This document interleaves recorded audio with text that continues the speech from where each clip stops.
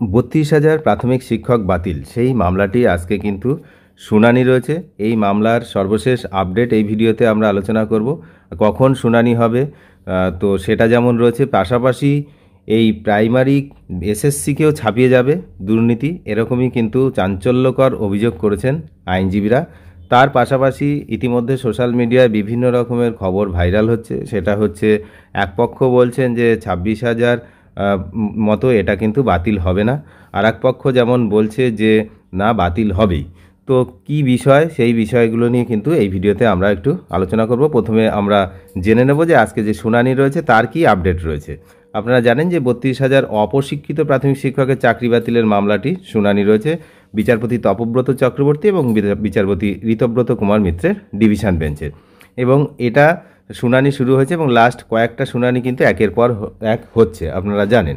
কারণ একটাই কারণ, সেটা হচ্ছে এই যে রায়, এই যে 32,000 চাকরি বাতিলের যে রায়দান করেছিলেন তৎকালীন বিচারপতি অভিজিৎ গঙ্গোপাধ্যায়, বক্তব্য একটাই ছিল 32,000 পক্ষ থেকে, যে সমস্ত পক্ষের কথা না শুনে উনি একতরফা রায় দিয়েছেন। তারপরেই কিন্তু আবার এই মামলার শুনানি শুরু হয় ডিভিশন বেঞ্চে, এবং শুনানি এখনও পর্যন্ত চলছে। তাহলে এখন কি হচ্ছে না, দুই পক্ষের মতামত, সমস্ত আর্গুমেন্ট, সেগুলো কিন্তু নেওয়া হচ্ছে। একই সঙ্গে আপনারা দেখেছেন যে আর্গুমেন্টের সময় বিচারপতিদের যে সমস্ত প্রশ্ন বা ক্ষোভ, সেগুলো আপনারা দেখেছেন। কখনো কখনো বিচারপতিদের মুখে এমন কথা উঠে এসছে যে 42,000 ফ্যামিলি রয়েছে, এই যে চাকরিটা যদি বাতিল হয়ে যায়, 42,000 ফ্যামিলি রয়েছে, সেদিকেও ভাবতে হবে।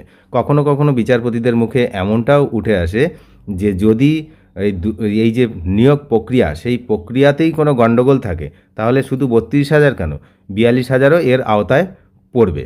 তাহলে এগুলো কিন্তু সমস্তই হচ্ছে আর্গুমেন্ট যা হয়েছে সেই সময়, শুনানির সময় যে আর্গুমেন্ট হয়, তার পরিপ্রেক্ষিতে বিচারপতিদের মতামত বা ওই সময়ের সেই ওই পার্টিকুলার ওই টাইমে তাদের হচ্ছে এটা একটা করে বক্তব্য। তার মানে কিন্তু এগুলো রায় নয়। অনেকে এগুলো রায় ভেবে নিয়ে সোশ্যাল মিডিয়ায় প্রচার করছেন যে এই পক্ষ জিতে গেছে, ওই পক্ষ জিতে গেছে। ভাই সব এইভাবে হয় না।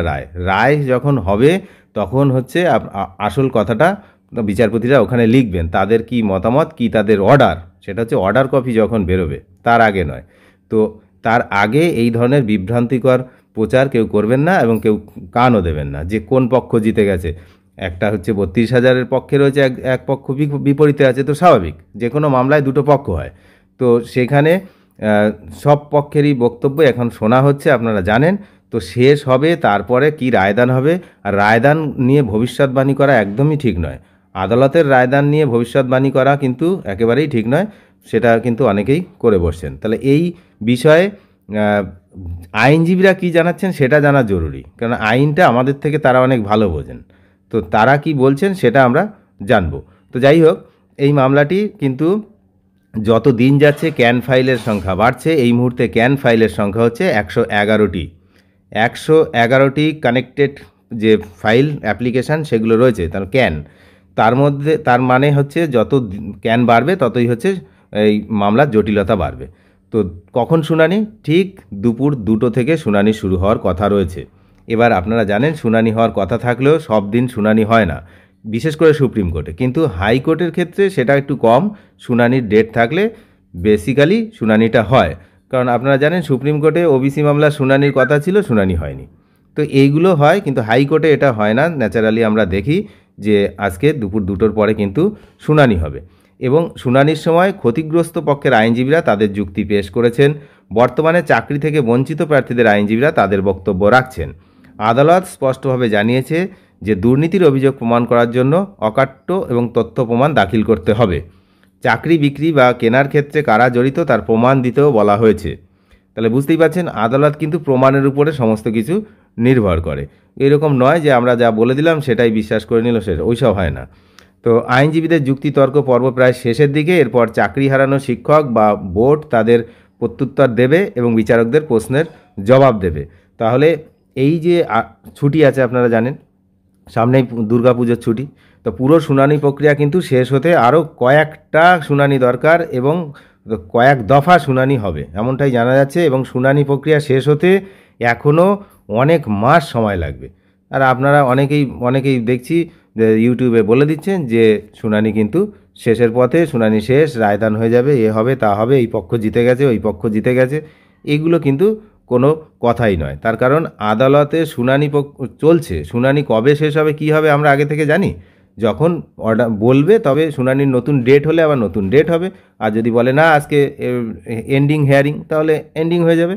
সেটা সম্পূর্ণ ডিপেন্ড করে আদালতের উপরে, আমার আপনার কারোর মুখের কথার উপরে নয়। যাই হোক, এই বিষয়ে কিন্তু আইনজীবী ফিরদৌস শামীম তিনি কিন্তু চাঞ্চল্যকর কিছু বক্তব্য রেখেছেন একটি ভিডিও বার্তাতে। তো সেখানে কিন্তু তিনি বলেছেন যে কমিশন কি হয়েছে সেগুলো একটু আমরা যদি জানি, হচ্ছে 6276টি অবৈধ নিয়োগের কথা স্বীকার করেছে এসএসসির ক্ষেত্রে। তাহলে আদালতের নির্দেশের পরে টেন্টেড প্রার্থীদের সম্পূর্ণ তালিকা কিন্তু পরে প্রকাশ করা হয়েছে। এই ক্ষেত্রে এই কথা তুলে ধরেই আইনজীবী ফিরদৌস শামীম তিনি জানিয়েছেন যে প্রাইমারি বোর্ডও যদি এই মুহূর্তে বড় প্রয়োজন হলো তাদের স্বচ্ছতা, এসএসসির মতো প্রাইমারি নিয়োগের ক্ষেত্রেও যদি তথ্য গোপন করার চেষ্টা করা হয়, ভালো করে শুনবেন বিষয়টা, যদি তথ্য গোপন চেষ্টা হয় তাহলে পরিস্থিতি কিন্তু নিয়ন্ত্রণের বাইরে চলে যেতে পারে। তিনি একজন আইনজীবী, তিনিও কিন্তু এরকম বলছে না বাইরে চলেই যাবে। সুতরাং এটা কিন্তু ভবিষ্যতের কি হতে পারে তেমন একটা আইডিয়া। আর এখানে অনেকে তারা বলেই দিচ্ছে যে এরা জিতে গেছে। কিভাবে সম্ভব আপনারা বলুন? যারা লড়ছে কোর্টে, যারা আইনজীবী, তারাই বলছে যে এটা হওয়ার সম্ভাবনা রয়েছে, সম্ভাবনার হয়ে গেছে। দুটো কি এক কথা হলো? যাই হোক, তিনি বলেছেন যে পরিস্থিতি হাতের বাইরে চলে যেতে পারে। তার মতে সরকারের উচিত অবিলম্বে দুর্নীতির তদন্ত করে অভিযুক্তদের তালিকা প্রকাশ করা। তাহলে বুঝতেই পাচ্ছেন, সরকার যদি এখন থেকে এই যারা অভিযুক্ত তাদের তালিকা প্রকাশ করার টেন্ডেন্সি শুরু করে তাহলেও কয়েক মাস সময় লাগবে। তাহলে এখনই কিভাবে রায় হয়? যাই হোক, অবিলম্বে যদি তদন্ত করে অভিযুক্তদের তালিকা প্রকাশ করে এবং একটি স্বচ্ছ নিয়োগ প্রক্রিয়া নিশ্চিত করতে হবে। তা না হলে চাকরি প্রার্থীদের সম্মিলিত ক্ষোভ, যারা চাকরি প্রার্থী রয়েছেন তাদের যে ক্ষোভ, গণবিস্ফোরণের জন্ম দিতে পারে, যা সামলানো কঠিন হবে। এটা হচ্ছে উনি একটা ভিডিও বার্তাতে বলেছেন যে এরকম হতে পারে। এখনও কিছু হয়নি ভাই, এই নিয়ে এত চিন্তার কিছু নেই। এখনও চলছে কেস, মামলা চলছে, শুনানি চলছে। চাকরি পক্ষে যারা হচ্ছে প্রার্থী তাদের আইনজীবীদের বক্তব্য এখন চলছে। আর যে এফেক্টেড টিচার্স যারা রয়েছেন, অর্থাৎ 32,000 শিক্ষক শিক্ষিকাদের পক্ষের যারা আইনজীবী রয়েছেন তাদের বক্তব্য একবার হয়ে গেছে। এরপরে এই চাকরি প্রার্থীদের বক্তব্য শেষে তারা আবার হচ্ছে বলার সুযোগ পাবেন। তারপরে এই বিষয়টা হবে, তার মধ্যে আবার পুজোর ছুটি আছে। তাহলে এই প্রক্রিয়া শেষ হতে অনেক সময় নেবে। সুতরাং আমরা ভবিষ্যৎবাণী না করে আমরা কোর্টের দিকে নজর রাখি। আজকে দুপুর 2টোর সময় শুনানি কি হচ্ছে, লাইভ শুনানির কিছুটা পার্ট আমি আমার চ্যানেলে দিয়ে থাকি। আর শুনানির শেষে এই আজকের শুনানির বিস্তারিত আপডেট এই চ্যানেল থেকেই পাওয়া যাবে। অনেক ধন্যবাদ শেষ পর্যন্ত দেখার জন্য। চ্যানেলে যারা নতুন তারা অবশ্যই চ্যানেলটিকে সাবস্ক্রাইব করে সঙ্গে থাকবে। Thank you.